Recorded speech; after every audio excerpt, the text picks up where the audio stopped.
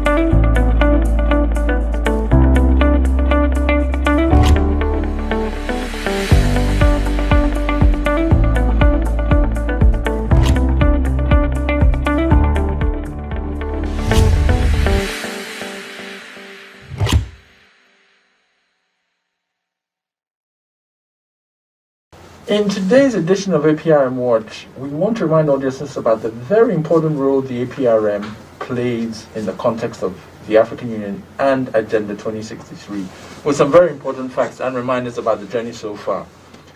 First, out of the total 55 AU member states, the current number of member states participating in APRM is 40, so that's like 40 out of 55, that's 72%. APRM has just 3 years to get the other 28% to accede. The tag is hashtag towards universal accession 2023. We're hoping that within those 3 years, a lot more member states would have been able to join. Recent ones to accede earlier this year are Seychelles and Zimbabwe at the 32nd APRM Forum held in Addis in January this year. A second important point is that the APRM is and remains an autonomous entity within the African Union structures, expanding its mandate to cover tracking and monitoring of Agenda 2063 and the UN Sustainable Development Goals. Thirdly, the head of the South African Institute of International Affairs, Elizabeth Sidiropol, said this in 2019, quote, Article 4H, Principle of Non-Indifference, born of abuses by elites of their own citizens. AU and APRM is homegrown initiative creating mechanism to enable peer review around governance to deal with African challenges. So at the heart of that quotation, basically saying, it's talking about how the AU uses APRM to talk specifically about governance challenges and how we hope that 2023, a lot more work would have been done on that. And finally, in May 2019, communicators across the continent were brought together in South Africa to help form the Africa Peer Review Mechanism Communications Network. So there actually is one that has been running for the past year or so. There's an active WhatsApp group running. They're on Twitter, they're on Instagram, they're on Facebook, and they're all helping to promote the APRM narrative so that everyone gets to understand that the APRM's mandate has expanded. It's huge, it's all about democratic governance, and it may even go to the extent of supplanting Afrobarometer, who knows. Even though they've been doing some work with Afrobarometer, APRM is a homegrown initiative and it is here to stay, and it is part of the Agenda 2063 family as well. So we will highly welcome and support that. Thank you once again for this APRM update. We hope to give you some more exciting updates next week.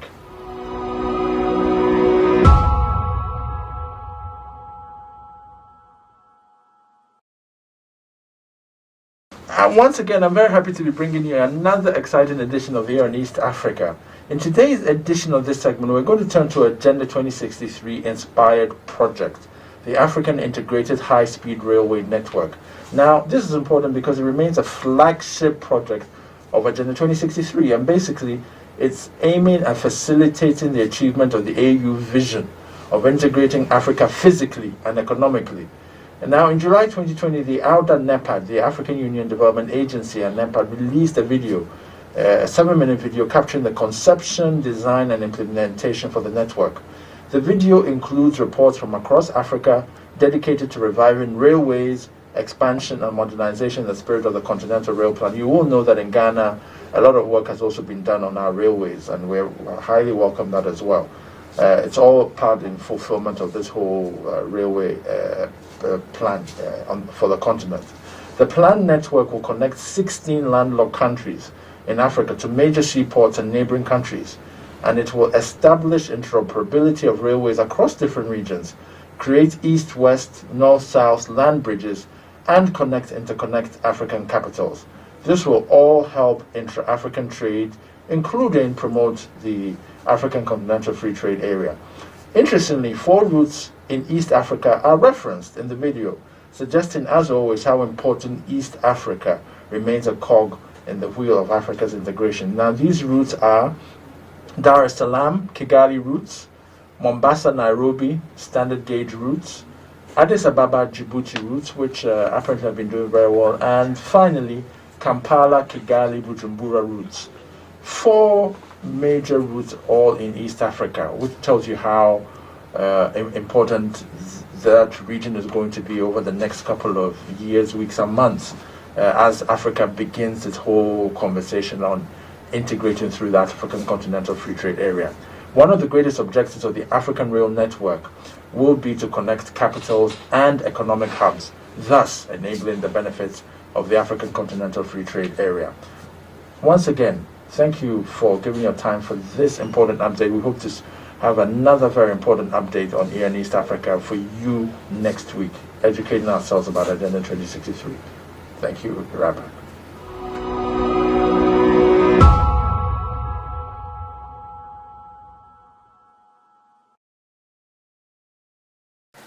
Welcome back from the break, and I'm very happy to have today in our studio specialists who will be able to help us demystify, unpack, and explain this whole conversation around Agenda 2063, but with the specialist aspect of education. Now we have in the studio Dr. Violet